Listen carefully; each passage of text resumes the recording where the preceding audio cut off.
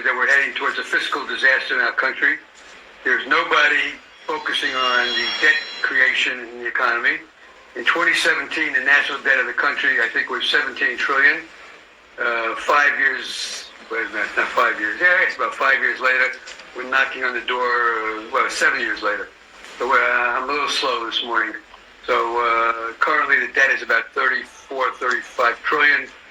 It's a growth rate in debt far in excess of the growth rate of the economy. I think we're pulling demand forward, and neither political party is focused on this. And I think that's going to be a problem ultimately, but no one knows when it's going to hit. And my second assumption is nothing is overvalued if the 10-year bond belongs at the current rate of 3.9%. I've gone back and I've looked at previous periods of excess. In the Nifty 50 period of 1972, the 10-year government bond was 6.5%. Avon products were 65 times earnings. They just declared bankruptcy. Eastman Kodak went bankrupt 48 times earnings. IBM was 37 times earnings, not bankrupt. Kmart went bankrupt 34 times earnings.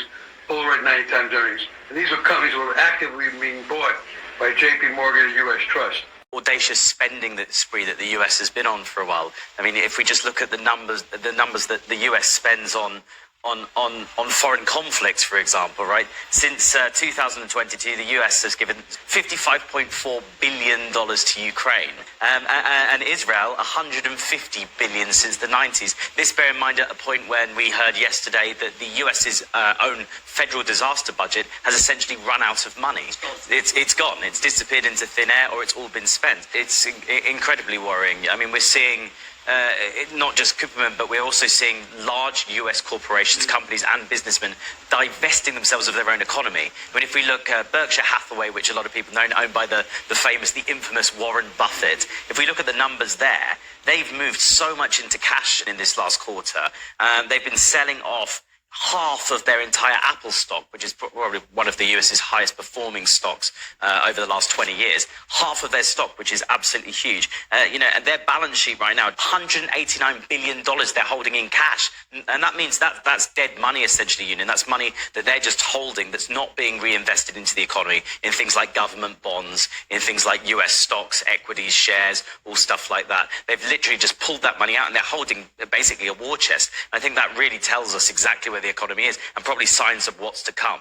The IMF, let's say, is no real friend to Russia, China, or any of the so-called multipolar world. Are forecasting that the global economy, they're saying that, national debt of the global economy, the US being the largest economy in the world, pretty much, unfortunately, every economy in the world is going to follow suit. There'll be a domino effect. 140% GDP per capita to debt ratio, which is absolutely massive. In fact, I think we've got a clip, Union, we can see of what the IMF are actually warning. High deficits and debt create a growing risk for the U.S. and the global economy, potentially feeding into higher fiscal financing costs.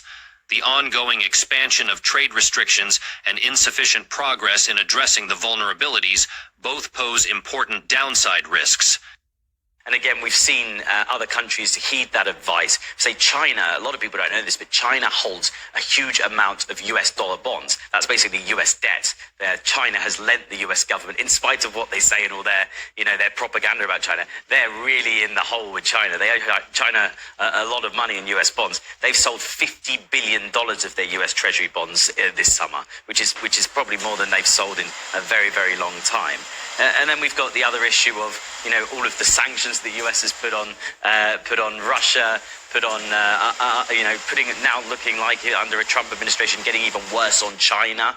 And that's just damaging the economy. More importantly, Union, we talk about it a lot in this program, it's damaging the greenback, the US dollar, which is one of the ways in which the US has managed to stay as the world's largest economy. A lot of countries are moving away from the US dollar and choosing alternative currencies to trade in. So I think it's just pretty bad news if you live in the West.